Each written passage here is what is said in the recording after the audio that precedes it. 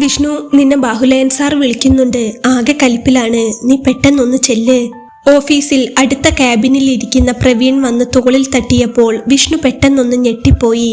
Bahuleyan sir വിളിക്കുന്നു എന്ന് കേട്ടതും വിഷ്ണുവിന്റെ നെഞ്ചൊന്ന് പിടച്ചു. ആ വിളി അത്ര സുഖകരമാവില്ലെന്ന് അവന് നേരത്തെ അറിയാമായിരുന്നു. രാവിലെ മുതൽ ആ ഫയലിന്റെ കാര്യത്തിൽ ഒരു ചെറിയ പേടി ഉള്ളിലുണ്ടായിരുന്നു. അവൻ പതുക്കെ എണീറ്റു. കണ്ണാടി ചില്ലുകൾ കൊണ്ട് മറച്ച ആ വലിയ മുറിയിലേക്ക് നടക്കുമ്പോൾ തന്റെ കാലുകൾക്ക് ഭാരമേറുന്നത് അവൻ അറിഞ്ഞു. തറവാട്ടിലെ കുളക്കരയിൽ തന്റെ ഇടത്തോടെ നടന്നിരുന്ന കാലടികളായിരുന്നില്ല അപ്പോൾ അവന്റേത്. ക്യാബിന്റെ വാതിൽ തുറന്ന് അകത്തേക്ക് കയറുമ്പോൾ തന്നെ തണുപ്പുള്ള എയർ കണ്ടീഷൻ കാറ്റിനോടൊപ്പം ബാഹുലയൻ സാറിന്റെ കടുപ്പമുള്ള പെർഫ്യൂം മണവും അവനെ വന്നു പൊതിഞ്ഞു. അവിടെ നിൽക്കാതെ ഇങ്ങോട്ട് കയറി വാടാ നീ, ബാഹുലയൻ സാർ ഫയലിൽ നിന്ന് തല ഉയർത്താതെ തന്നെ പറഞ്ഞു. ഡാ എന്ന വിളി വിഷ്ണുവിന്റെ കാതിൽ ഒരു ഈയ മുരുക്കി ഒഴിച്ചതുപോലെ തറച്ചു. മുറിയുടെ വലതുവശത്തുള്ള സോഫയിൽ സാറിന്റെ മോൾ ഇരിക്കുന്നുണ്ട്. കാണാൻ സുന്ദരിയാണെങ്കിലും ഓഫീസിലുള്ള ആരുടെയും മുഖത്തുപോലും നോക്കാത്ത പ്രകൃതമായിരുന്നു അവളുടേത്. ജനലിലൂടെ പുറത്തെ വലിയ കെട്ടിടങ്ങളിലേക്ക് നോക്കി വെറുതെ ഇരിക്കുകയാണവൾ. അവളുടെ അച്ഛൻ ഒരാളെ ഇങ്ങനെ വിളിക്കുന്നത് അവൾക്ക് പുതുമയുള്ള കാര്യമല്ല എന്ന ഭാവം. വിഷ്ണുവിനെ ഒന്ന് നോക്കാൻ പോലും അവൾ തയ്യാറായില്ല. ആ മുറിയിൽ അങ്ങനെ ഒരാൾ ഉള്ളത് തന്നെ അവൾ അറിഞ്ഞ മട്ടില്ല. തന്റെ മുന്നിൽ നിൽക്കുന്ന ആൾക്ക് കുറച്ചെങ്കിലും ആത്മാഭിമാനം ഉണ്ടായേക്കാം. ഒരാൾ റൂമിലേക്ക് കയറി വരുമ്പോൾ ഒന്ന് മൈൻഡ് ചെയ്യണമെന്ന ചിന്ത പോലും ആ പെൺകുട്ടിക്കില്ല എന്ന് അവന് തോന്നി. അപ്പോഴേക്കും ബാഹുലയൻ സാർ അവനോട് ദേഷ്യപ്പെട്ടു തുടങ്ങിയിരുന്നു. നീ എവിടുത്തെ വലിയ പുള്ളിയാണെന്നാടാ നിന്റെ വിചാരം? ബാഹുലയൻ സാർ പെട്ടെന്ന് കസേരയിൽ നിന്ന് മുന്നോട്ടാഞ്ഞു. ഈ കാണിച്ചു വെച്ചിരിക്കുന്നത് എന്താണെന്ന് നിനക്ക് വല്ല ബോധവുമുണ്ടോ? തന്തയില്ലാത്ത പണി കാണിക്കാൻ ഇത് നിന്റെ തറവാടല്ല. നിന്നോട് എത്ര ദിവസമായി ഞാൻ പറയുന്നു, സ്റ്റോക്കിൽ എവിടെയാണ് മിസ്സിംഗ് വന്നതെന്ന് നോക്കി കറക്റ്റ് ചെയ്ത് റിപ്പോർട്ട് തരണമെന്ന്. ഇതിൽ ഇപ്പോഴും ലക്ഷങ്ങളുടെ വേരിയേഷൻ കിടക്കുന്നുണ്ടല്ലോ. എന്ത് വലിയ നഷ്ടമാണെന്നോ നിന്റെ ഒരു തെറ്റുകൊണ്ട് കമ്പനിക്ക് വന്നിരിക്കുന്നത്? വിഷ്ണുവിന്റെ മുഖം അപ്പോൾ വലിഞ്ഞു മുറുകി. ദേഷ്യം കൊണ്ട് അവന്റെ കൈമുട്ടുകൾ അറിയാതെ മടങ്ങി. ഓഫീസ് ആയതുകൊണ്ട് മാത്രം അവൻ ക്ഷമിച്ചതാണ്. അവനോട് കയർത്ത് സംസാരിച്ചാൽ നാട്ടിലായിരുന്നെങ്കിൽ ഈ നേരം കൊണ്ട് അയാൾ താഴെ വീഴുമായിരുന്നു. തന്റെ അച്ഛനെ കുറിച്ച് ഒരു വാക്കാരെങ്കിലും മോശമായി പറയുന്നത് അവൻ കേട്ട് ശീലിച്ചിട്ടില്ല. മുറിയിലുള്ള പെൺകുട്ടിയുടെ സാന്നിധ്യം അവന്റെ അപമാനം ഇരട്ടിയാക്കി. അവൾ അപ്പോഴും ജനലിലൂടെ പുറത്തേക്ക് തന്നെ നോക്കിയിരിക്കുകയാണ്. അവളുടെ നിസ്സംഗത അവനെ കൂടുതൽ തളർത്തി. ഒന്ന് നോക്കുകയെങ്കിലും ചെയ്തിരുന്നെങ്കിൽ, അതല്ലെങ്കിൽ ഒന്ന് തടഞ്ഞിരുന്നെങ്കിൽ. അവന്റെ ഉള്ളിലെ കലിപ്പൻ സ്വഭാവം അവന്റെ കൈവിരലുകളെ വിറപ്പിച്ചു. എന്താടാ മിണ്ടാത്തത്? നാവിറങ്ങിപ്പോയോ? അയാൾ വീണ്ടും അലറി. പഠിച്ച കള്ളന്മാരാണ് എന്റെ കൂടെ നിൽക്കുന്ന ജോലിക്കാരൊക്കെ എന്ന് എനിക്ക് തന്നെ അറിയാം. നിങ്ങളെ ഒരുത്തനെയും വിശ്വസിക്കാൻ പറ്റില്ല. നിന്നെപ്പോലെയുള്ളവന്മാരെയൊക്കെ വിശ്വസിച്ച് ഈ പണി ഏൽപ്പിച്ച എന്നെ പറഞ്ഞാൽ മതിയല്ലോ.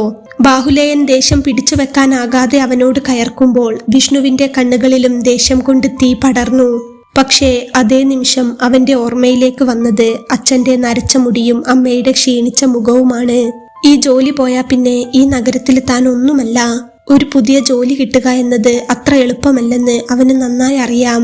വീട്ടിലെ പരാധീനതകൾക്കിടയിൽ തന്റെ ഈഗോ കൊണ്ട് അവരെ കൂടി പട്ടിണിക്കിടാൻ അവന് വയ്യായിരുന്നു. ക്ഷമിക്ക് വിഷ്ണു, അവനുള്ളിൽ അവനോട് തന്നെ മന്ത്രിച്ചുകൊണ്ടിരുന്നു. ക്ഷമിക്കണം സാർ, സ്റ്റോക്കിൽ എവിടെയാണ് ഇത്ര വലിയ വേരിയേഷൻ വന്നതെന്ന് കുറേയായി ഞാൻ നോക്കുന്നു. എന്താണ് പറ്റിയതെന്ന് എനിക്ക് മനസ്സിലാക്കാൻ പറ്റിയിട്ടില്ല. എന്നെ കൊണ്ടാകുന്ന വിധത്തിൽ ക്ലിയർ ചെയ്തിട്ടാണ് ഇത്രയെങ്കിലും ഒപ്പിച്ചത്. എവിടെയോ എന്തോ ഒരു വലിയ മിസ്സിംഗ് നടന്നിട്ടുണ്ട്. സാറിന് ഫയൽ കറക്റ്റ് ചെയ്ത് തരാൻ പറ്റാതിരുന്നത് എന്റെ ഭാഗത്തു നിന്നുണ്ടായ തെറ്റാണ്. ഇനി ഇത് ആവർത്തിക്കില്ല. ഞാൻ നന്നായി ശ്രദ്ധിച്ചോളാം. തൊണ്ടയിൽ കുടുങ്ങിയ വാക്കുകൾ അവൻ പ്രയാസപ്പെട്ട് പുറത്തെടുത്തു. ആവർത്തിക്കില്ല പോലും? ഇനി ഇത് ആവർത്തിക്കാൻ നീ ഇവിടെ ഉണ്ടാവില്ലടാ. അയാൾ അത് പറഞ്ഞ് ആ ഫയൽ വിഷ്ണുവിന്റെ നേരെ എറിഞ്ഞു. അതവന്റെ ഷർട്ടിൽ തട്ടി താഴെ വീണു. ഇറങ്ങിപ്പോടാ എന്റെ മുന്നിൽ നിന്ന്. നിന്റെ മുഖം കണ്ടാൽ തന്നെ എനിക്ക് ദേഷ്യം വരും. മര്യാദയ്ക്ക് പണിയെടുക്കാൻ പറ്റുമെങ്കിൽ, ഞാൻ പറയുന്ന രീതിയിൽ എടുക്കാൻ പറ്റുമെങ്കിൽ മാത്രം ഇവിടെ നിന്നാ മതി. അല്ലെങ്കിൽ ജോലി കളഞ്ഞിട്ട് പൊയ്ക്കോ. എനിക്ക് നീ പോയാലും വേറെ 100 ആളെ കിട്ടും. ഇവിടെ നിന്ന് തപ്പിക്കളിക്കാതെ പുറത്തു പോയി നിൽക്ക്. നിന്നെ എന്ത് ചെയ്യണമെന്ന് ഞാൻ ആലോചിക്കട്ടെ. വിഷ്ണു അപ്പോൾ താഴെ വീണ ഫയൽ കുനിഞ്ഞെടുത്തു. അവന്റെ വിരലുകൾ വിറയ്ക്കുന്നുണ്ടായിരുന്നു. തിരിഞ്ഞു നടക്കുമ്പോൾ അവൻ ആ പെൺകുട്ടിയെ ഒന്നുകൂടി നോക്കി. അവൾ അപ്പോഴും ആ പഴയ ഇരിപ്പ് തന്നെ. ആ ചില്ലുമുറിയിൽ നടക്കുന്ന നാടകങ്ങളിൽ തനിക്ക് യാതൊരു പങ്കുമില്ല എന്ന മട്ടിൽ. പുറത്തിറങ്ങി വാതിലടച്ചപ്പോൾ വിഷ്ണുവിന് ശ്വാസം കിട്ടാത്തതുപോലെ തോന്നി. നെഞ്ചിൽ ഒരു വലിയ ഭാരം കയറ്റി വെച്ചിരിക്കുന്നത് പോലെ അവന്റെ കൈകൾ വിറയ്ക്കുന്നുണ്ടായിരുന്നു. ബാഹുലയന്റെ ആക്രോശങ്ങൾ വിഷ്ണുവിന്റെ കാതുകളിൽ അപ്പോഴും മുഴങ്ങുന്നുണ്ടായിരുന്നു. ഓഫീസിലെ ഓരോ ടേബിളിൽ നിന്നും സഹപ്രവർത്തകർ തന്നെ നോക്കുന്നത് അവന് വല്ലാതെ അസ്വസ്ഥതയുണ്ടാക്കി. തന്റെ സീറ്റിലെത്തി വിറയ്ക്കുന്ന കൈകളോടെ അവൻ ലാപ്ടോപ്പ് ഷട്ട് ഡൗൺ ചെയ്തു.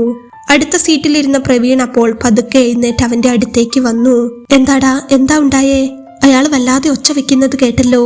പ്രവീൺ താഴ്ന്ന സ്വരത്തിൽ ചോദിച്ചു. വിഷ്ണു ഒന്നും മിണ്ടിയില്ല. അവൻ തന്റെ ബാഗ് എടുത്ത് തോളിലിട്ടു. കഴുത്തിൽ നിന്ന് ID കാർഡ് ഊരി അവിടെ വെച്ചു. പോവാടാ പ്രവീണേ, ഇനി ഇവിടെ ഒരു നിമിഷം നിൽക്കാൻ എനിക്ക് വയ്യ. വിഷ്ണുവിന്റെ സ്വരത്തിൽ ദേഷ്യവും സങ്കടവും കലർന്നിരുന്നു. എടാ, നീ ഒന്ന് ആലോചിക്കേ. അയാളുടെ സ്വഭാവം നിനക്കറിയാവുന്നതല്ലേ. ആരെന്ത് തെറ്റ് ചെയ്താലും അയാൾ അത് താഴെയുള്ളവരുടെ തലയിൽ കെട്ടിവെക്കും. നീ അത് മൈൻഡ് ചെയ്യണ്ട, ഒന്ന് ക്ഷമിക്കേ. ഇപ്പൊ പോയാ നിന്റെ കരിയറിനെ അത് ബാധിക്കും. പ്രവീൺ അവനെ തടയാൻ ശ്രമിച്ചു.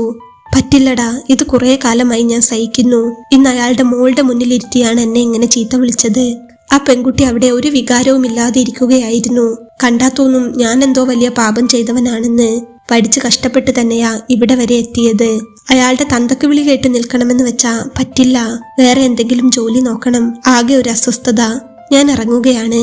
എനിക്ക് എന്റെ ആത്മാഭിമാനം പണയപ്പെടുത്തി ഇവിടെ നിൽക്കാൻ പറ്റില്ല. നാട്ടിൽ പോയി വല്ല കൂലിപ്പണിക്കും പോകും. വിഷ്ണു ഉറച്ച ശബ്ദത്തിൽ പറഞ്ഞു. എടാ വിഷ്ണു. പ്രവീൺ അവനെ തന്നെ നോക്കി. നീ റിസൈൻ ചെയ്യാൻ തീരുമാനിച്ചോ? പ്രവീൺ ചോദിച്ചു. പോട്ടടാ, പറ്റുന്നില്ല. റിസൈൻ ലെറ്റർ ഒന്നും കൊടുക്കേണ്ട ആവശ്യമില്ല. അയാൾ തന്നെ പറഞ്ഞു പറ്റില്ലെങ്കിൽ ഇട്ടേച്ചു പോയിക്കോളാൻ. ഇതുവരെയുള്ള സാലറി ക്രെഡിറ്റ് ആക്കാൻ നീ ഒന്ന് നോക്കണേ, അപ്പൊ കാണാം. വിഷ്ണു പ്രവീണിനെ കെട്ടിപ്പിടിച്ചു. പ്രവീണിന് അവനോടൊന്നും പറയാൻ പറ്റുന്നുണ്ടായിരുന്നില്ല. പ്രവീണിന്റെ അവസ്ഥയും അവിടെ അത് തന്നെയായിരുന്നു. അവൻ തീരുമാനിച്ചാൽ തീരുമാനിച്ചതാണെന്നും തനിക്ക് അവനെ തടയാൻ കഴിയില്ലെന്നും പ്രവീണിന് മനസ്സിലായി. പ്രവീണിന് കൈകൊടുത്തുകൊണ്ട് ബാഹുലയനോടുള്ള ദേഷ്യവും ഉള്ളിൽ ഒതുക്കി വെച്ച് വിഷ്ണു ഓഫീസിന് പുറത്തേക്ക് നടന്നു. ലിഫ്റ്റ് ഇറങ്ങി പാർക്കിംഗ് ഏരിയയിലേക്ക് നടക്കുമ്പോൾ വിഷ്ണുവിന്റെ മനസ്സിലാകെ പുകച്ചിലായിരുന്നു. ബൈക്കിനടുത്തേക്ക് എത്തിയപ്പോൾ അവൻ കണ്ടു ബാഹുലയൻ സാറിന്റെ മകൾ അവിടെ പാർക്കിംഗ് ഏരിയയിൽ വെറുതെ അങ്ങോട്ടും ഇങ്ങോട്ടും നടക്കുന്നു. അവൾ ഫോണിൽ നോക്കുന്നുണ്ടെങ്കിലും അവളുടെ മുഖത്ത് അതേ നിസ്സംഗത തന്നെ. അവളെ കണ്ടതും വിഷ്ണുവിന്റെ ദേഷ്യം ഇരട്ടിച്ചു. തന്തയും മോളും ഒക്കെ കണക്കാ. അഹങ്കാരത്തിന് കൈയും കാലും വെച്ച സാധനങ്ങൾ. ഒരാളുടെ മുഖത്ത് നോക്കില്ല. മറ്റുള്ളവനെ ക്യാബിനിൽ വെച്ച് തെറി വിളിക്കുമ്പോൾ ഇവളുടെയൊക്കെ മുഖത്തെ ഭാവം കണ്ടാൽ പിടിച്ച് ചുമരിലുരയ്ക്കാൻ തോന്നും. അവളെ കൂടെ അവിടെ കണ്ടപ്പോൾ അവന്റെ ഉള്ളിൽ എന്തൊക്കെയോ ദേഷ്യം തോന്നി. അവൻ ക്ലച്ചിൽ ആഞ്ഞു ചവിട്ടിക്കൊണ്ട് ബൈക്ക് സ്റ്റാർട്ട് ചെയ്തു. ഒരു വലിയ ശബ്ദത്തോടെ ബൈക്ക് അവൾക്ക് മുന്നിലൂടെ പറപ്പിച്ചു വിടുമ്പോൾ അവൾ ഒന്ന് ഞെട്ടി നോക്കി. പക്ഷേ വിഷ്ണു തിരിഞ്ഞു നോക്കാതെ തന്നെ മുന്നോട്ടു പോയി. താമസിക്കുന്ന ചെറിയ മുറിയിലെത്തിയതും വിഷ്ണു കട്ടിലിലേക്ക് വീണു. ഫാൻ കറങ്ങുന്ന ശബ്ദം മാത്രം ആ മുറിയിൽ മുഴങ്ങി. മനസ്സ് നിറയെ നാട്ടിലെ വീടായിരുന്നു. ജോലിയില്ലാതെ അവിടെ ചെന്നാൽ അച്ഛനും അമ്മയും എന്തു പറയും? അച്ഛന്റെ ഓപ്പറേഷനുള്ള പണം എങ്ങനെ കണ്ടെത്തും? ഇത്രയും കാലം കഷ്ടപ്പെട്ട് പഠിച്ചതും ജോലി സമ്പാദിച്ചതുമെല്ലാം ഒരു നിമിഷം കൊണ്ട് അവസാനിച്ചോ? അവൻ ആലോചിച്ചുകൊണ്ടിരുന്നു. പക്ഷേ ബാഹുലേയന്റെ ആ വാക്കുകൾ ഓർക്കുമ്പോൾ വീണ്ടും ദേഷ്യം വരും. എന്ത് വന്നാലും ശരി, ഇനി അങ്ങോട്ടില്ല, അവൻ ഉറപ്പിച്ചു. രാത്രിയായി. നാട്ടിലേക്ക് പോകാനായി അവൻ ബാഗ് പാക്ക് ചെയ്തു. രാത്രി 10 മണിക്കുള്ള ട്രെയിനിന് പോകാനായി അവൻ ബൈക്കുമായി റെയിൽവേ സ്റ്റേഷനിലേക്ക് തിരിച്ചു. നഗരമുറക്കത്തിലേക്ക് വഴുതി വീണിരുന്നു. തെരുവ് വിളക്കുകളുടെ തെളിഞ്ഞ വെളിച്ചത്തിൽ വിഷ്ണു തന്റെ ബൈക്ക് ഓടിച്ചുകൊണ്ടിരുന്നു. മനസ്സ് നിറയെ വീടിനെ കുറിച്ചുള്ള ചിന്തകളായിരുന്നു. പെട്ടെന്നാണ് അവന്റെ ബൈക്കിന് അല്പം മുന്നിലായി പോയിക്കൊണ്ടിരുന്ന ഒരു കറുത്ത കാർ ഒരു വശത്തേക്ക് വെട്ടിച്ചത്. തൊട്ടടുത്തൊരു സ്കൂട്ടി പോകുന്നുണ്ടായിരുന്നു. ആ കാർ ആ സ്കൂട്ടിയുടെ പിറകിലായി ഇടിച്ചു തെറിപ്പിച്ചു. ഒരു വലിയ ശബ്ദത്തോടെ സ്കൂട്ടി ദൂരേക്ക് തെറിച്ചു വീണു. കാറാണെങ്കിൽ നിർത്താതെ സ്പീഡിൽ പോയി. വിഷ്ണു ഞെട്ടിപ്പോയി. അവൻ പെട്ടെന്ന് തന്നെ ബൈക്ക് ബ്രേക്കിട്ടു. റോഡരികിൽ സ്കൂട്ടി മറിഞ്ഞു കിടക്കുന്നുണ്ടായിരുന്നു. കുറച്ചപ്പുറത്ത് ഒരു പെൺകുട്ടി റോഡിലേക്ക് തെറിച്ചു വീണിട്ടുണ്ട്. വിഷ്ണു ഓടിച്ചെന്ന് അവളെ സഹായിക്കാൻ കരുതിയതാണ്. പക്ഷേ അടുത്തു ചെന്ന് നോക്കിയപ്പോൾ അവൻ സ്തബ്ധനായി പോയി. അത് ബാഹുലയൻ സാറിന്റെ മകളായിരുന്നു. ഓഫീസിൽ കണ്ട അതേ വസ്ത്രം. ഒരു നിമിഷം വിഷ്ണുവിന്റെ ഉള്ളിൽ പക പുകഞ്ഞു. കിടക്കട്ടെ അവിടെ. രാവിലെ അച്ഛനും മോളും കൂടി എന്നെ അപമാനിച്ചതല്ലേ? ഇവർക്കൊക്കെ ഇത് തന്നെ വരണം. അവൻ തിരിഞ്ഞു നടക്കാൻ ആലോചിച്ചു. ഞാൻ എന്തിനു സഹായിക്കണം? സഹായിച്ചാലും ഇവർക്കൊന്നും നന്ദി ഉണ്ടാവില്ല. അവന്റെ ഉള്ളിലെ ദേഷ്യം മന്ത്രിച്ചുകൊണ്ടിരുന്നു. അവൻ ബൈക്കിനടുത്തേക്ക് തിരിഞ്ഞു നടക്കാൻ തുടങ്ങി. പക്ഷേ എന്തോ ഒന്ന് അവനെ തടഞ്ഞു. അവൻ തിരിഞ്ഞു നോക്കി. റോഡിലെ വെളിച്ചത്തിൽ അവളുടെ തലയിൽ നിന്ന് രക്തമൊഴുകി റോഡിലേക്ക് പടരുന്നത് അവൻ കണ്ടു. അവളുടെ കൈയും കാലും പിടയുന്നുണ്ടായിരുന്നു. ആ കാഴ്ച കണ്ടതും വിഷ്ണുവിന്റെ ഉള്ളിലെ മനുഷ്യത്വം ഉണർന്നു. അവൻ പിന്നെ ഒന്നും നോക്കാതെ അവളുടെ അടുത്തേക്ക് ഓടിച്ചെന്ന് അവളെ തട്ടി വിളിച്ചു. ഹലോ കുട്ടി, എഴുന്നേൽക്കാൻ പറ്റുന്നുണ്ടോ? വിഷ്ണുവിന്റെ ശബ്ദം ഇടറുന്നുണ്ടായിരുന്നു. അവളുടെ തലയിൽ നിന്നൊഴുകിയ രക്തം ആ കറുത്ത ടാറിട്ട റോഡിൽ ഒരു ചെറിയ പുഴ പോലെ പടർന്നിരിക്കുന്നു. ബോധം മറഞ്ഞു തുടങ്ങുന്ന കണ്ണുകളുമായി അവൾ പതുക്കെ ഇമകൾ ചിമ്മി. അവൾക്കൊന്നും സംസാരിക്കാൻ കഴിയുന്നില്ലായിരുന്നു. ശ്വാസം കിട്ടാൻ അവൾ വല്ലാതെ ബുദ്ധിമുട്ടി. വിഷ്ണു ഒട്ടും വൈകിയില്ല. തന്റെ ആത്മാഭിമാനത്തെ മുറിവേൽപ്പിച്ചവന്റെ മകളാണെന്നോ തന്നെ പുച്ഛത്തോടെ നോക്കി നിന്നവളാണെന്നോ ഉള്ള ചിന്തകൾ അവന്റെ മനസ്സിൽ നിന്നും ആ നിമിഷം മാഞ്ഞുപോയി. അവൻ അവളുടെ ശരീരത്തിലേക്ക് കൈകൾ താഴ്ത്തി. ഒരു കൈ അവളുടെ മുട്ടിന് താഴെയും മറു കൈ അവളുടെ പുറത്തും അമർത്തി വെച്ച് അവൻ അവളെ തന്റെ നെഞ്ചിലേക്ക് കോരിയെടുത്തു. ആദ്യമായാണ് വിഷ്ണു ഒരു പെൺകുട്ടിയെ അത്രയും ചേർത്ത് പിടിക്കുന്നത്. പൂവ് പോലെ മൃദുവായ അവളുടെ ശരീരം വിഷ്ണുവിന്റെ കരിങ്കല്ല് പോലുള്ള കരുത്തുള്ള കൈകളിൽ അമർന്നു. അവളുടെ മുടിയകൾ അവന്റെ തോളിലേക്ക് വീണു. അവളുടെ തല വിഷ്ണുവിന്റെ നെഞ്ചോട് ചേർന്ന് കിടന്നു. ആ നിമിഷം വേദനയ്ക്കിടയിലും അവൾ വിഷ്ണുവിന്റെ ഹൃദയമിടിപ്പ് കേട്ടു. ആ മിടിപ്പിൽ പരിഭ്രമവും കരുതലും ഉണ്ടായിരുന്നു. അവൾ പ്രയാസപ്പെട്ട് കണ്ണുകൾ ഉയർത്തി അവന്റെ മുഖത്തേക്ക് നോക്കി. വിയർപ്പുതുള്ളികൾ പൊടിഞ്ഞ അവന്റെ നെറ്റിയും ദൃഢമായ താടിയെല്ലും കരുണയോടെ തന്നെ നോക്കുന്ന ആ കണ്ണുകളും കണ്ടപ്പോൾ നല്ല വേദനയുണ്ടായിരുന്നെങ്കിലും എന്തോ ഒരു ധൈര്യം വരുന്നത് പോലെ അവൾക്ക് തോന്നി. പേടിക്കണ്ട, ഞാൻ കൂടെയുണ്ട്, നമുക്കിപ്പോൾ തന്നെ ഹോസ്പിറ്റലിൽ എത്താൻ കേട്ടോ, വിഷ്ണു പതുക്കെ മന്ത്രിച്ചു. ആ വാക്ക് അവളുടെ കാതുകളിൽ ഒരു വലിയ ആശ്വാസമായി പതിച്ചു. അവളെയും എടുത്തുകൊണ്ട് അവൻ റോഡിന്റെ നടുവിലേക്ക് നടന്നു. ഒരു കൈകൊണ്ട് അവളെ നെഞ്ചോട് ചേർത്ത് പിടിച്ചുകൊണ്ട് അവൻ വരുന്ന വണ്ടികൾക്കൊക്കെ കൈ കാണിച്ചു. പക്ഷേ ചീറിപ്പാഞ്ഞു പോകുന്ന വണ്ടികളൊന്നും നിർത്താൻ തയ്യാറായില്ല. തിരക്ക് പിടിച്ച മനുഷ്യരുടെ മനുഷ്യത്വമില്ലായ്മ വിഷ്ണുവിനെ വല്ലാതെ ദേഷ്യം പിടിപ്പിച്ചു. ആരെങ്കിലും ഒന്ന് വണ്ടി നിർത്താമോ പ്ലീസ്, അവൻ ഉച്ചത്തിൽ നിലവിളിച്ചു. അവളുടെ ശരീരം അപ്പോൾ വേദന കൊണ്ട് വിറയ്ക്കുന്നുണ്ടായിരുന്നു. ഓരോ ശ്വാസത്തിലും അവൾ വിഷ്ണുവിന്റെ ഷർട്ടിൽ മുറുകെ പിടിച്ചു. വിഷ്ണുവിന്റെ വിയർപ്പും അവളുടെ രക്തവും തമ്മിൽ കൂടിച്ചേർന്നു. അവളുടെ മുഖം അവന്റെ കഴുത്തിനടുത്ത് അമർന്നു കിടന്നപ്പോൾ ചൂടുള്ള അവളുടെ നിശ്വാസം വിഷ്ണുവിന്റെ തൊലിപ്പുറത്ത് തട്ടുന്നുണ്ടായിരുന്നു. അത് വിഷ്ണുവിന്റെ ഉള്ളിൽ ആരോടും തോന്നാത്തൊരു പ്രത്യേക സ്നേഹമുണ്ടാക്കി. പെട്ടെന്നാണ് ദൂരത്ത് നിന്നൊരു കാറ് വരുന്നത് അവൻ കണ്ടത്. വിഷ്ണു റോഡിന് കുറുകെ നിന്ന് കൈ കാണിച്ചു. കാർ അപ്പോൾ സഡൻ ബ്രേക്ക് ഇട്ട് നിന്നു.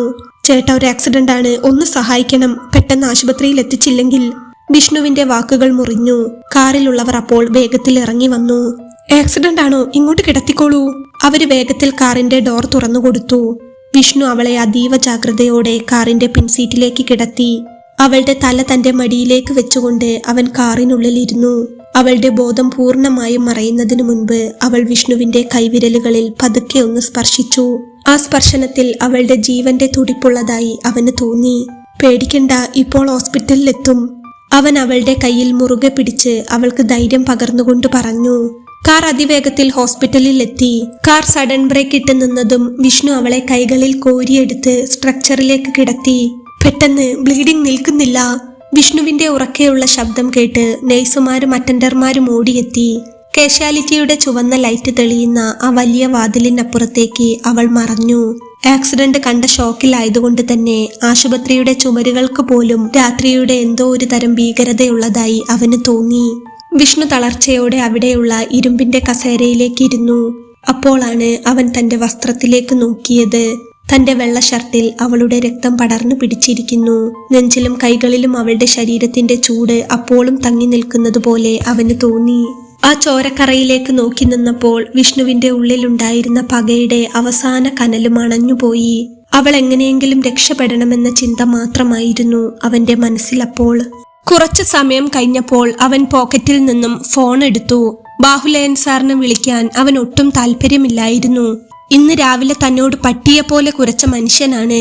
എങ്കിലും മോൾ അപകടം പറ്റി കിടക്കുമ്പോൾ പറയാതെ വയ്യല്ലോ, പറയാതിരിക്കുന്നത് ശരിയല്ലല്ലോ എന്നോർത്തപ്പോൾ അവൻ കോണ്ടാക്ട് ലിസ്റ്റ് തിരഞ്ഞു. ആദ്യം ബെല്ലടിച്ചപ്പോൾ അപ്പുറത്ത് അയാൾ ഫോൺ എടുത്തില്ല. മറുപടി ഒന്നും ഉണ്ടായില്ല. രണ്ടാമതും മൂന്നാമതും ബെല്ലടിച്ച് കട്ടായി. ഇയാളെന്താ ഇത്രയ്ക്ക് ബോധമില്ലാതെ ഉറങ്ങുകയാണോ? വിഷ്ണു ദേഷ്യത്തോടെ വീണ്ടും വിളിച്ചു. ഒടുവിൽ നാലാമത്തെ തവണ അയാൾ ഫോൺ എടുത്തു.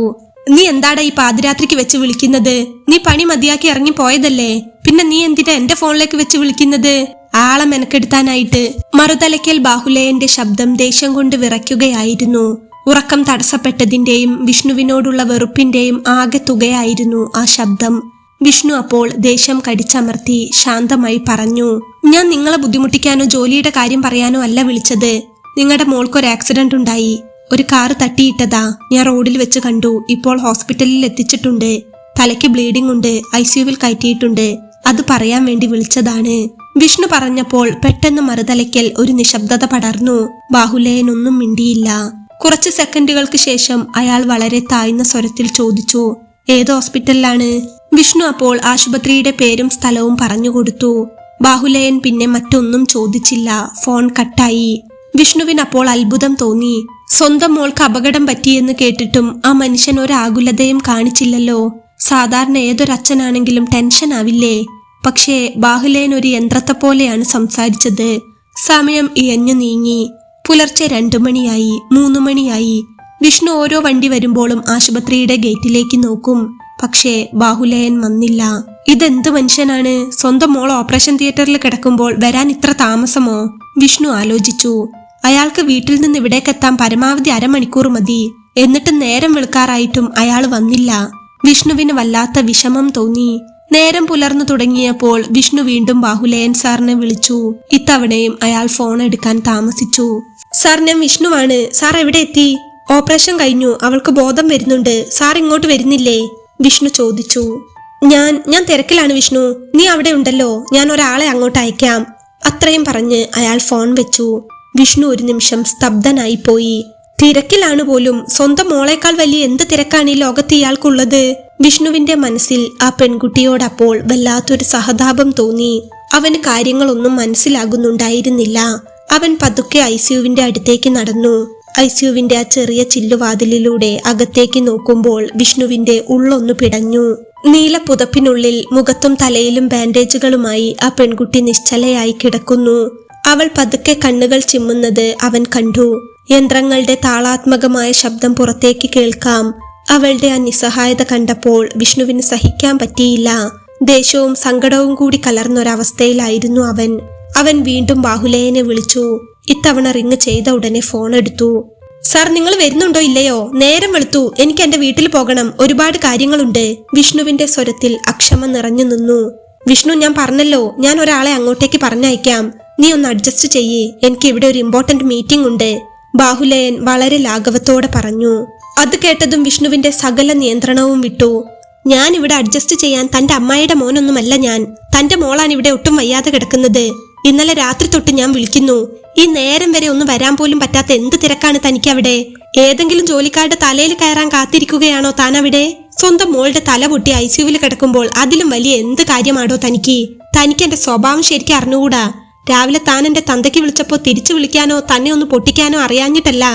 എന്റെ സംസ്കാരം തന്നെപ്പോലെ നാറിയതല്ലാത്തതുകൊണ്ടാ. വിഷ്ണുവിന്റെ ദേഷ്യത്തോടെയുള്ള സംസാരം കേട്ടതും മറുതലയ്ക്കൽ ബാഹുലയന്റെ ശബ്ദം കടുത്തു. നീ എന്നോട് തർക്കിക്കാനായോടാ? ഇത്രയും കാലം എന്റെ ശമ്പളം വാങ്ങി തിന്നിട്ടല്ലേ നീ ഇത്രയ്ക്ക് തന്റെ ഇടം കാണിക്കുന്നത്? അയാൾ ദേഷ്യത്തോടെ ചോദിച്ചപ്പോൾ വിഷ്ണുവിന്റെ ഉള്ളിൽ അതുവരെ ഉണ്ടായിരുന്ന ദേഷ്യം 100 ഇരട്ടിയായി പുറത്തേക്ക് വന്നു. തിന്നിട്ടുണ്ടെങ്കിൽ അതിന് മാത്രം പണി എടുത്തിട്ടുമുണ്ട് ബാഹുലയൻ.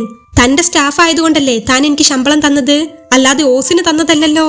ശമ്പളം തന്നിട്ടുണ്ട്, പക്ഷെ അതിന്റെ അർത്ഥം തന്റെ മോളെ നോക്കേണ്ട ബാധ്യത എനിക്കുണ്ടെന്നല്ല. റോഡിൽ ചോരയിൽ കുളിച്ച് കിടക്കുന്നത് കണ്ടപ്പോൾ ഒരു മനുഷ്യൻ എന്ന നിലയിൽ ഇവിടെ എത്തിച്ചു. ഇനി തനിക്ക് വരാൻ സൗകര്യമില്ലെങ്കിൽ താൻ വരണ്ട, ഞാൻ പോവുകയാ. താനായി തന്റെ പാടായി, എന്താണെന്ന് വെച്ചാ താൻ ചെയ്യേ. വിഷ്ണു ദേഷ്യത്തോടെ ഫോൺ കട്ടാക്കി. ശേഷം ആഞ്ഞു ശ്വാസം വിട്ടുകൊണ്ട് അവൻ വരാന്തയിലെ കസേരയിലേക്ക് തളർന്നിരുന്നു. ശരീരമാകെ വേദനിക്കുന്നുണ്ടായിരുന്നു. ഉറക്കമില്ലാത്തതിന്റെ ക്ഷീണവുമുണ്ട്.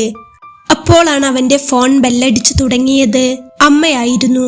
നാട്ടിൽ നിന്ന് രാവിലെ തന്നെയുള്ള സ്ഥിരം വിളിയാണ്. വിഷ്ണു ഫോൺ എടുത്തു. ഹലോ അമ്മേ, എന്താടാ ശബ്ദമല്ലാതിരിക്കുന്നത്? ഉറക്കം എഴുന്നേറ്റില്ലേ? അമ്മയുടെ സ്നേഹം നിറഞ്ഞ ശബ്ദം കേട്ടപ്പോൾ വിഷ്ണുവിന്റെ കണ്ണുകൾ ഒന്ന് നിറഞ്ഞു. ഇല്ലമ്മേ, എഴുന്നേറ്റു. എനിക്ക് 2 ദിവസം ലീവുണ്ട്. ഞാൻ അങ്ങോട്ടേക്ക് വരുന്നുണ്ട്.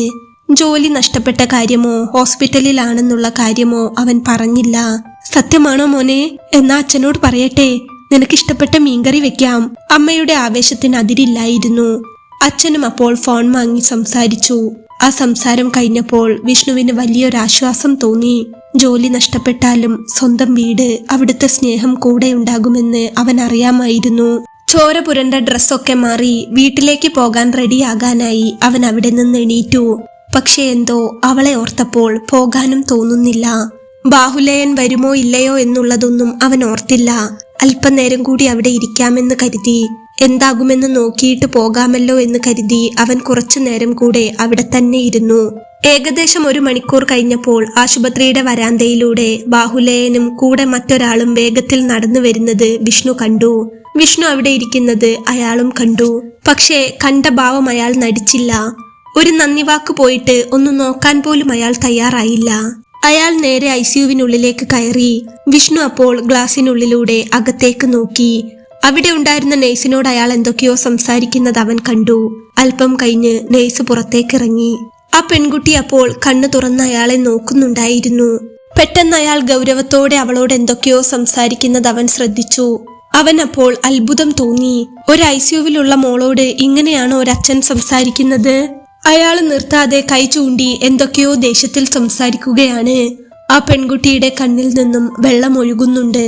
2 കൈയിലും സൂചി ഇട്ടിരിക്കുന്നത് കൊണ്ട് ഒന്ന് കണ്ണു തുടയ്ക്കാൻ പോലും ആകാതെ അവൾ കണ്ണുനീരൊഴുക്കുന്നത് അവൻ അവിടെ നിന്ന് കാണുന്നുണ്ടായിരുന്നു. ആശ്വസിപ്പിക്കുന്നതിനു പകരം അയാൾ അവളെ ശ്വാസിക്കുകയാണോ ചെയ്യുന്നതെന്ന് വിഷ്ണു അതിശയിച്ചു. അയാൾ ഓരോ വാക്ക് പറയുമ്പോഴും അവളുടെ കണ്ണുകളിൽ നിന്ന് കണ്ണുനീർ ഒലിച്ചിറങ്ങുന്നത് വിഷ്ണുവിന് വ്യക്തമായി കാണാമായിരുന്നു. കുറച്ചു കഴിഞ്ഞപ്പോൾ അയാൾ പുറത്തേക്കിറങ്ങി വന്നു. വിഷ്ണുവിനെ ഒന്ന് തിരിഞ്ഞു പോലും നോക്കാതെ അയാൾ ലിഫ്റ്റിനടുത്തേക്ക് നടന്നു. അയാളുടെ കൂടെ വന്ന ആളപ്പോൾ വിഷ്ണുവിന്റെ അടുത്ത് വന്ന് ചോദിച്ചു. വിഷ്ണു ഒന്നും പറഞ്ഞില്ല. നിനക്ക് എത്ര ചെലവായെന്ന് വെച്ചാ ഇത് പിടിച്ചോ? അയാൾ കുറച്ച് നോട്ടുകൾ വിഷ്ണുവിന് നേരെ നീട്ടി. എനിക്ക് വേണ്ട.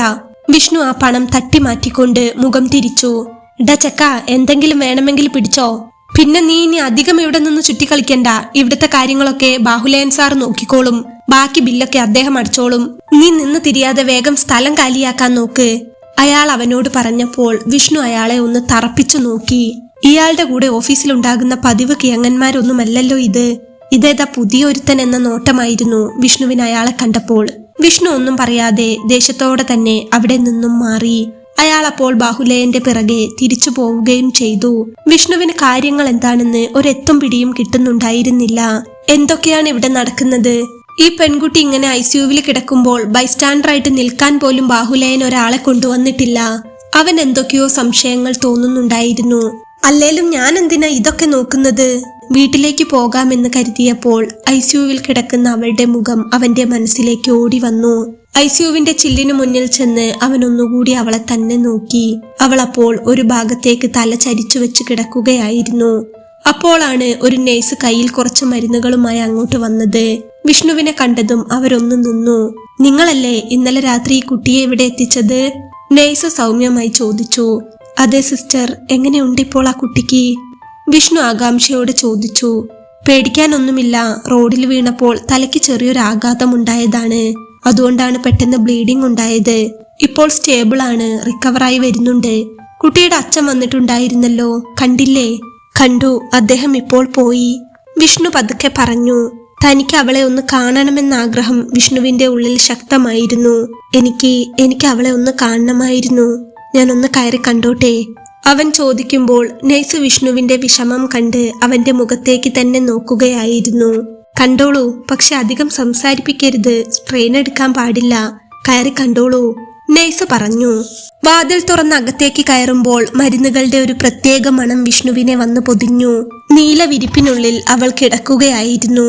ബാഹുലേയൻ സാർ പോയ ആഘാതത്തിലാവാം അവൾ അപ്പോഴും മുഖം ഒരു വശത്തേക്ക് ചരിച്ചു വെച്ച് കണ്ണീർ വാർക്കുകയായിരുന്നു. അവളുടെ കണ്ണുകളിൽ നിന്നൊഴുകുന്ന കണ്ണുനീർ തലയിണയിൽ നനവ് പടർത്തുന്നത് വിഷ്ണു കണ്ടു. അവൻ പതുക്കെ അവളുടെ അരികിലേക്ക് ചെന്നു. വേദന എങ്ങനെയുണ്ട്?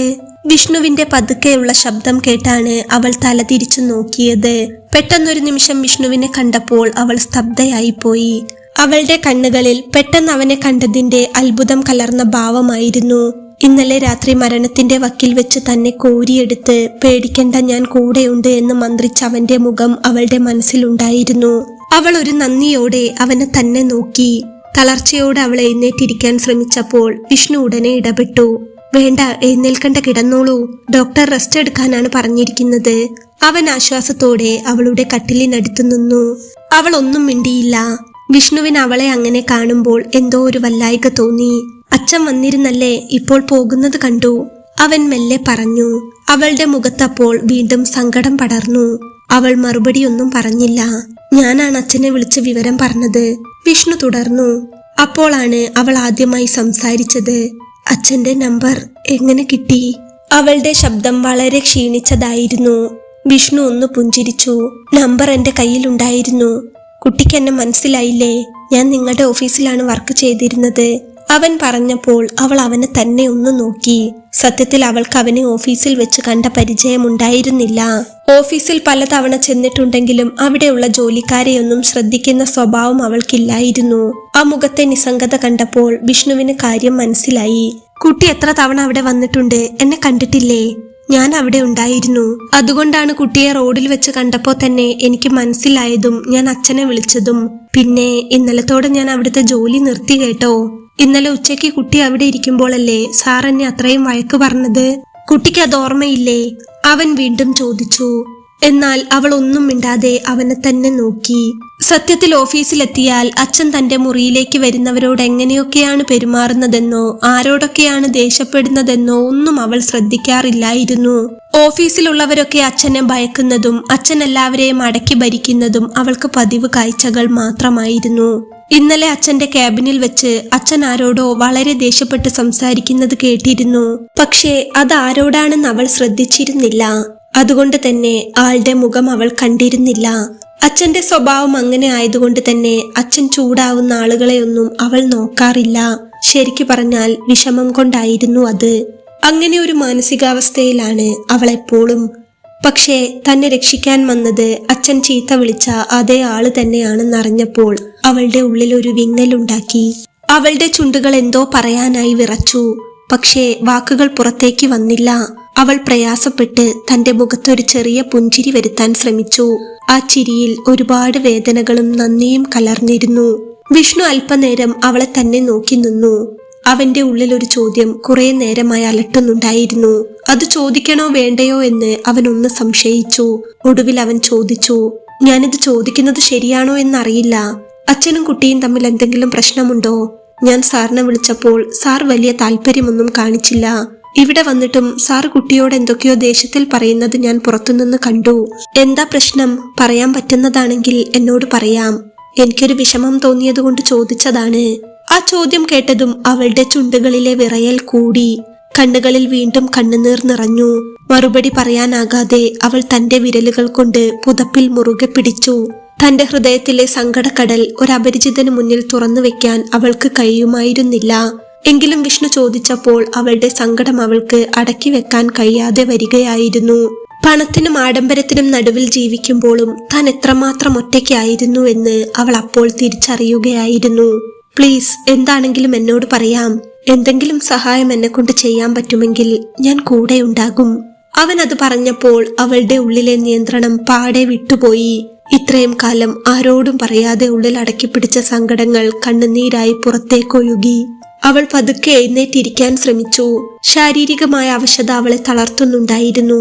അവൾ വിഷ്ണുവിന് നേരെ വിറയ്ക്കുന്ന കൈകൾ നീട്ടി പതുക്കെ ചോദിച്ചു, ഒന്ന് പിടിക്കാമോ?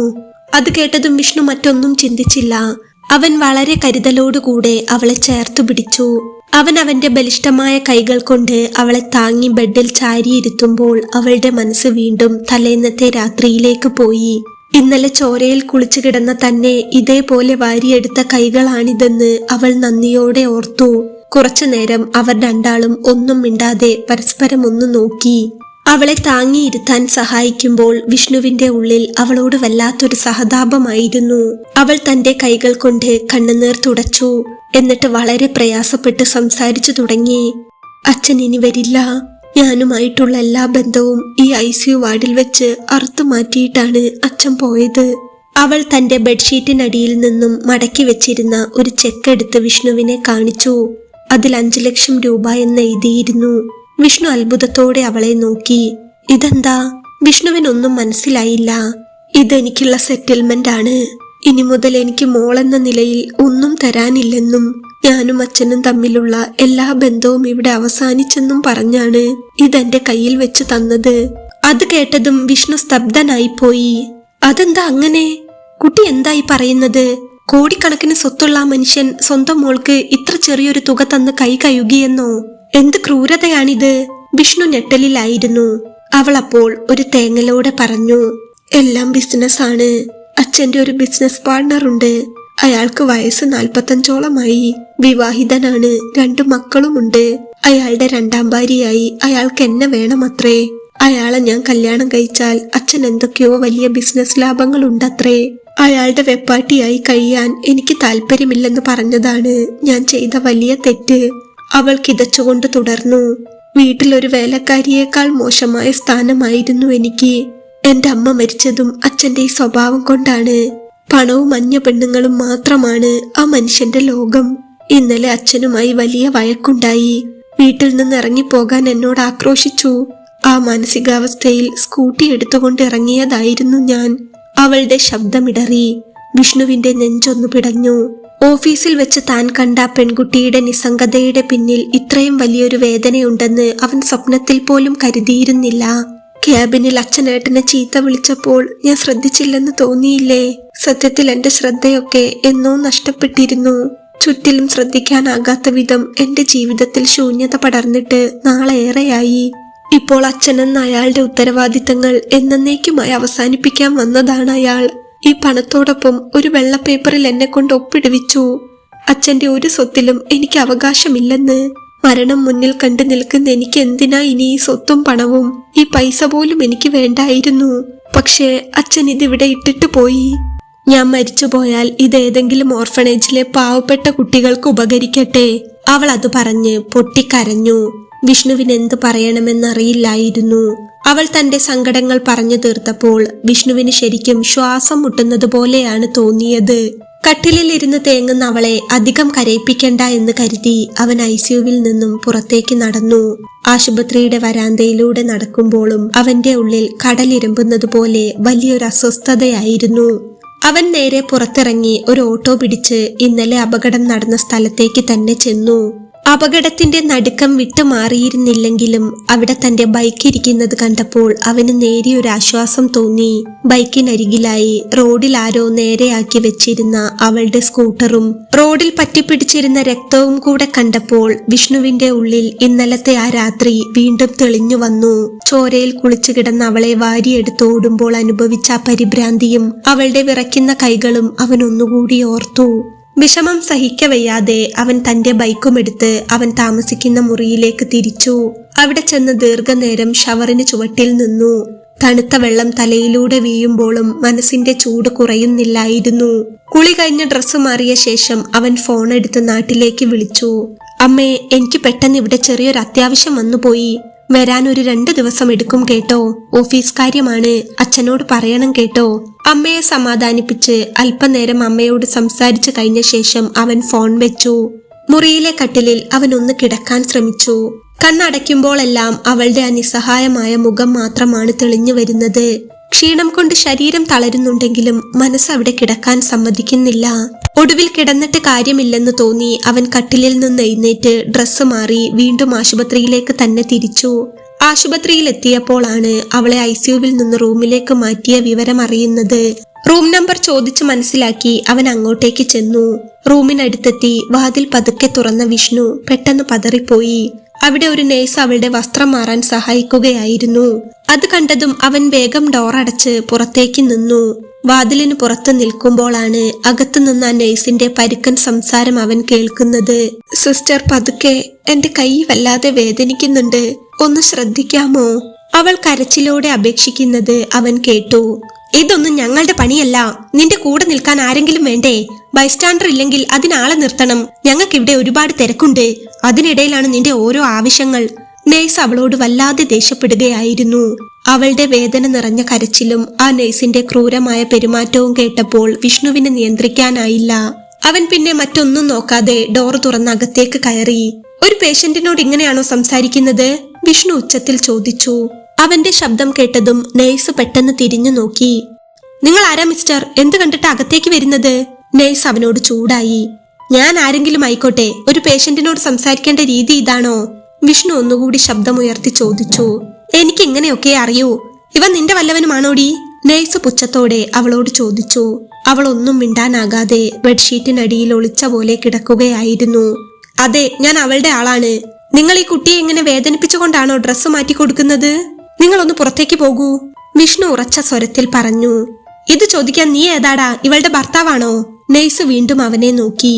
ആ ചോദ്യത്തിനു മുന്നിൽ വിഷ്ണു ഒരു നിമിഷം പതറിയെങ്കിലും അവളുടെ വിറയൽ കണ്ട് അവൻ പറഞ്ഞു. അതെ, ഭർത്താവാണ്. അതുകൊണ്ടാണല്ലോ നിങ്ങളോട് പുറത്തു നിൽക്കാൻ പറഞ്ഞത്. ഇവളൊരു സഹായം ചോദിച്ചതൊക്കെ ശരി തന്നെ. എന്ന് വെച്ച് ആരോടും എങ്ങനെയും പെരുമാറാമെന്ന് കരുതരുത്. വെറുതെ നിങ്ങൾ എന്റെ സ്വഭാവം എടുപ്പിക്കരുത്. വിഷ്ണുവിന്റെ ദേഷ്യം കണ്ടപ്പോൾ ആ നേഴ്സ് ഒന്നടങ്ങി. സഹായിക്കാൻ നോക്കിയാലും പഴി വേറെ കേൾക്കണം എന്ന് പെറുപെറുത്തുകൊണ്ട് അവർ ദേഷ്യപ്പെട്ട് പുറത്തേക്ക് പോയി. വിഷ്ണു അപ്പോൾ പതുക്കെ അവൾക്കരികിലേക്ക് ചെന്നു. അവളുടെ കണ്ണുകൾ നിറഞ്ഞു തുളുമ്പുകയായിരുന്നു. എന്തിനാ അവരിങ്ങനെ ഒച്ച വെക്കുന്നത്? അവൻ മൃദുവായി ചോദിച്ചു. അറിയില്ലേട്ടാ, ഈവനിങ് ഡ്യൂട്ടിക്ക് കയറിയ നേഴ്സാ. നേരത്തെ ഉണ്ടായിരുന്നവര് പോയി. ഈ ഡ്രസ്സ് ആകെ മുഷിഞ്ഞപ്പോൾ ഒന്ന് ചേഞ്ച് ചെയ്യാൻ സഹായിക്കാമോ എന്ന് ചോദിച്ചതിന് അവരെന്നോട് ദേഷ്യപ്പെട്ടു. വല്ലാതെ വേദനിപ്പിച്ചു. അവൾ കരഞ്ഞുകൊണ്ട് പറഞ്ഞു. വിഷ്ണുവിനപ്പോൾ വല്ലാത്ത സങ്കടം തോന്നി. ചിലരങ്ങനെയാണ്, ഒന്നിനും സഹകരിക്കില്ല. ബൈസ്റ്റാൻഡർ ഇല്ലാത്ത പേഷ്യന്റിന്റെ ഡ്രസ്സൊക്കെ മാറാൻ നഴ്സുമാർ സഹായിക്കേണ്ടതാണ്. പ്രൈവറ്റ് ഹോസ്പിറ്റൽ അല്ലേ? എന്ത് മനുഷ്യരാണോ എന്തോ. ഞാൻ സഹായിക്കട്ടെ? അവൻ പതുക്കെ ചോദിച്ചു. ആ ചോദ്യം കേട്ടപ്പോൾ അവൾ ഒന്ന് ശങ്കിച്ചു പോയി. ഒരാൺകുട്ടി അവളെ വസ്ത്രം മാറാൻ സഹായിക്കുക എന്നത് അവൾക്ക് ചിന്തിക്കാൻ പോലും പ്രയാസമായിരുന്നു. വിഷ്ണുവിനും അവളുടെ ആ മടി അറിയാമായിരുന്നു. അവൻ അപ്പോൾ പതിയെ അവളോട് പറഞ്ഞു.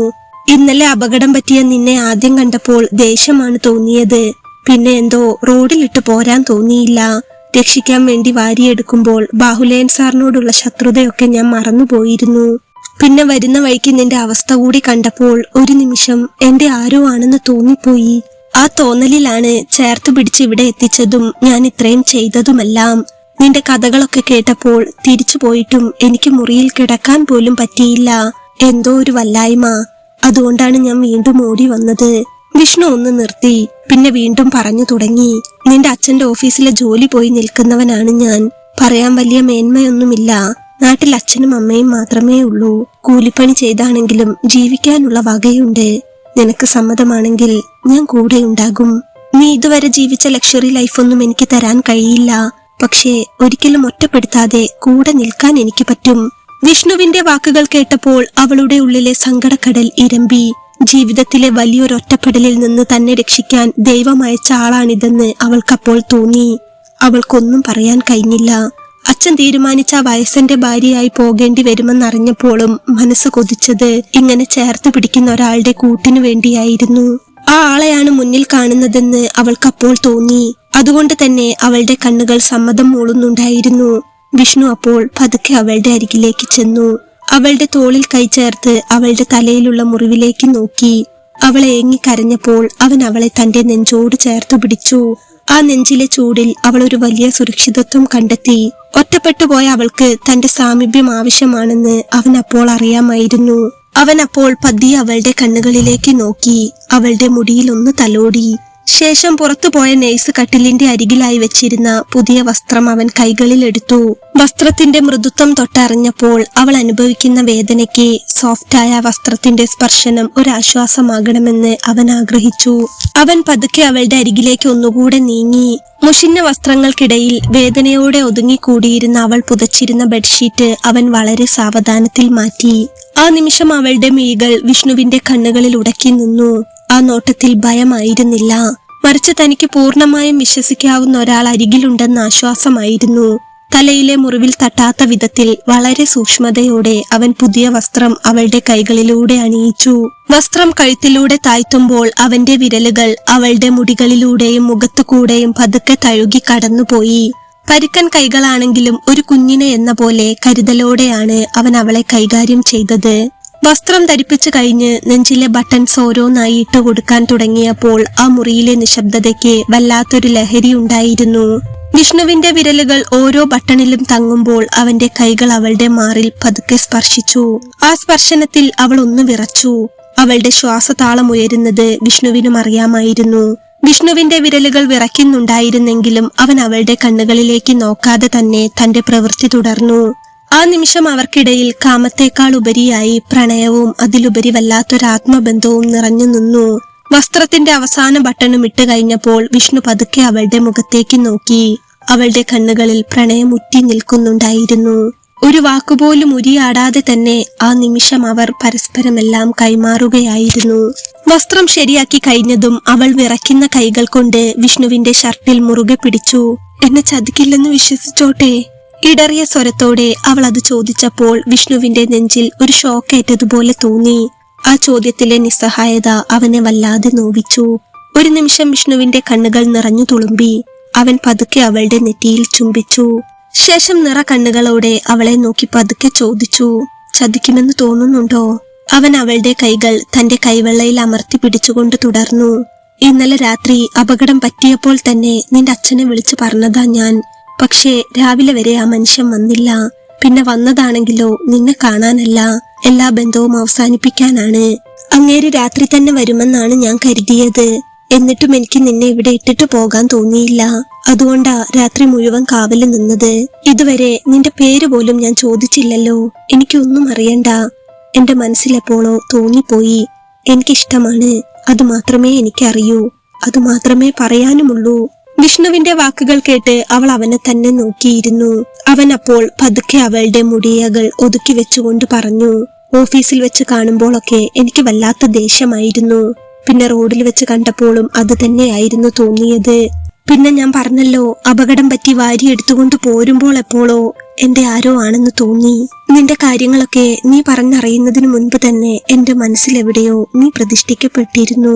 ഇപ്പോഴെല്ലാം അറിഞ്ഞ സ്ഥിതിക്ക് ഇനി നിന്നെ ആർക്കേലും വിട്ടുകൊടുക്കാൻ പറ്റുമോ എനിക്ക്?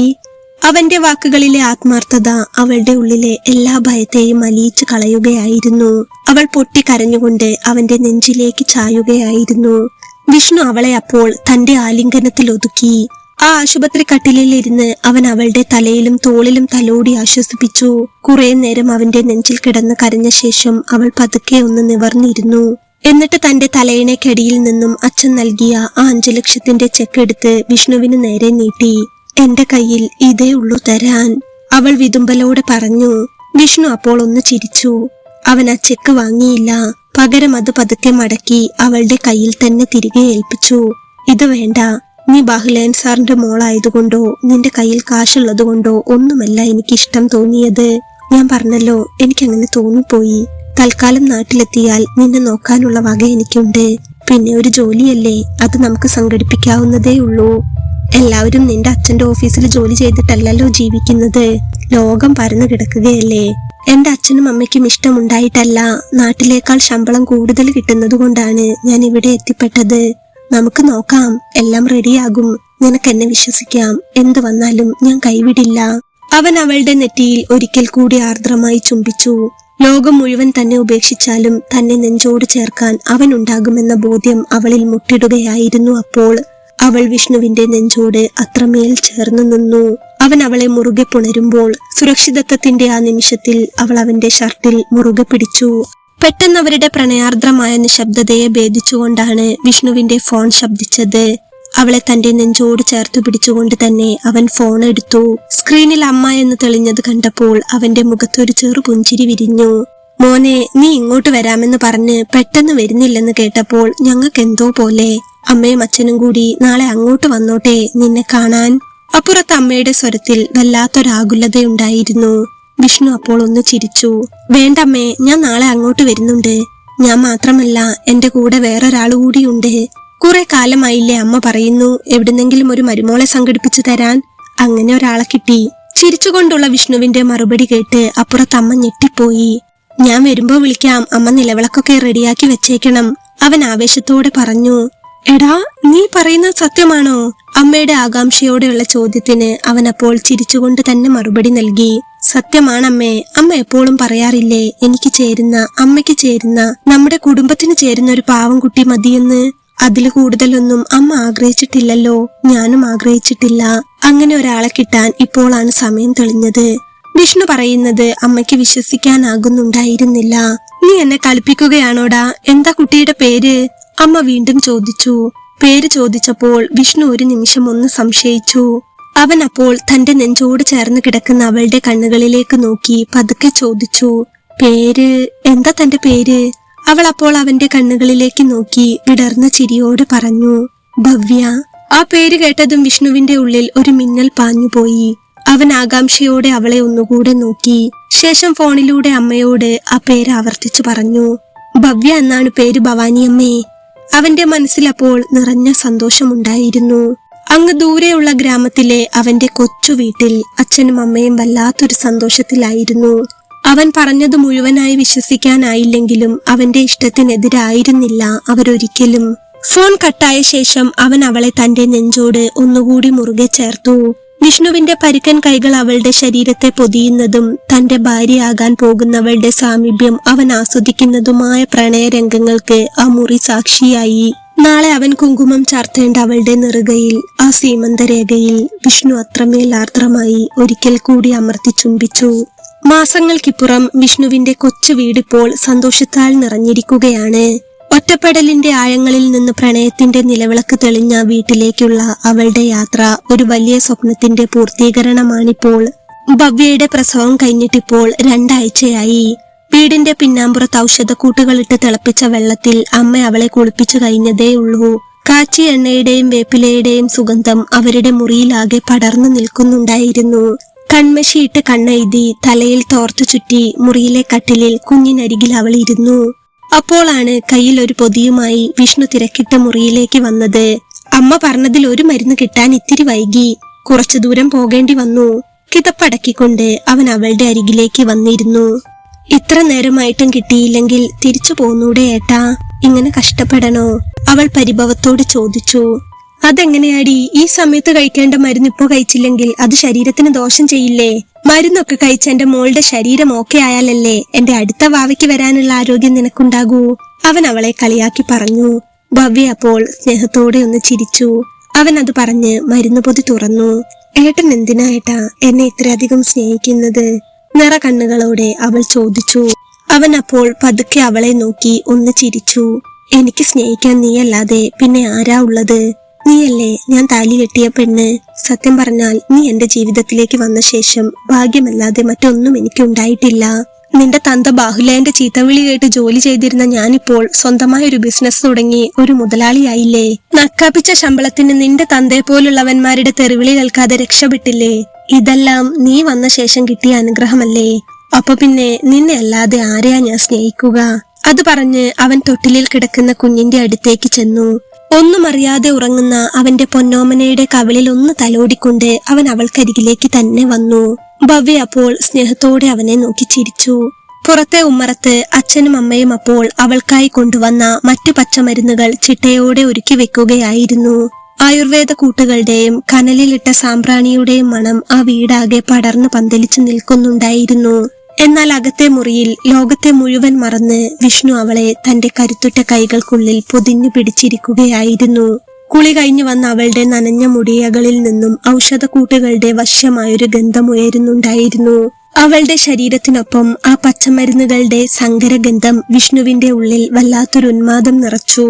ആ ഗന്ധത്തെ അത്രമേൽ പ്രണയത്തോടെ അവൻ ഉള്ളിലേക്ക് വലിച്ചെടുത്തു. അവൻ പതുക്കെ അവളെ തന്നോട് ചേർത്ത് നിർത്തിയപ്പോൾ ആ ഉടലുകൾ തമ്മിലുള്ള അകലം ഇല്ലാതായി. അവന്റെ പരുക്കൻ നെഞ്ചിന്റെ ചൂടിലേക്ക് അവൾ മെല്ലെ അലിഞ്ഞു ചേർന്നു. അവളുടെ ദേഹത്തെ ആയുർവേദ മരുന്നിന്റെ തണുപ്പും അവന്റെ ശരീരത്തിന്റെ ചൂടും തമ്മിലിടഞ്ഞപ്പോൾ അവിടെ പ്രണയത്തിന്റെ ഒരു വന്യമായ താളം ജനിക്കുകയായിരുന്നു. നിന്റെ ഈ മണമുണ്ടല്ലോ, അതെന്നെ വല്ലാതെ ഭ്രാന്ത് പിടിപ്പിക്കുന്നുണ്ട്. പക്ഷേ ഇപ്പോ പറ്റില്ലല്ലോ, ദിവസങ്ങൾ കഴിയട്ടെ, ഹെൽത്ത് ഓക്കെ ആകട്ടെ, എന്നിട്ട് നിന്നെ ഞാൻ എടുത്തോളാം. അവൻ അവളുടെ കാതോരം മന്ത്രിച്ചു. ശേഷം സ്നേഹത്തോടെ അവളെ ഒന്ന് കൊഞ്ചിക്കാനായി അവന്റെ വിരലുകൾ അവളുടെ നനവാർന്ന കഴുത്തിലൂടെ പതുക്കെ താഴേക്ക് തഴുകി. ആ സ്പർശനത്തിൽ അവൾ ഒന്ന് വിറച്ചു. അവന്റെ ഷർട്ടിൽ മുറുകെ പിടിച്ചുകൊണ്ട് അവൾ അവനിലേക്ക് കൂടുതൽ ഒതുങ്ങിക്കൂടി. പരസ്പരമുള്ള ശ്വാസത്തിന്റെ ചൂട് മുഖത്ത് തട്ടുമ്പോൾ വാക്കുകൾക്ക് പ്രസക്തിയില്ലാത്തൊരു ലോകത്തായിരുന്നു അവർ. ഒരിക്കൽ ജീവിതം അവസാനിച്ചു എന്ന് കരുതിയിടത്തു നിന്നും തന്നെ ഇത്രമേൽ പ്രണയിക്കുന്ന ഒരാളുടെ ഹൃദയമിടിപ്പായി മാറാൻ കഴിഞ്ഞത് ഒരു നിയോഗമാണെന്ന് അവൾക്കറിയാമായിരുന്നു. മുറിയിലെ മരുന്നിന്റെ മണത്തിനൊപ്പം അവരുടെ ഉടലുകൾ ഒന്നായി ഏകിച്ചേരുമ്പോൾ സ്നേഹത്തിന്റെയും സുരക്ഷിതത്വത്തിന്റെയും ആ വന്യമായ ആലിംഗനത്തിൽ അവരുടെ പ്രണയകഥ പൂർണ്ണതയിലേക്ക് എത്തുകയായിരുന്നു. ഒത്തിരി സ്നേഹത്തോടെ വിഷ്ണുവും ഭവ്യയും.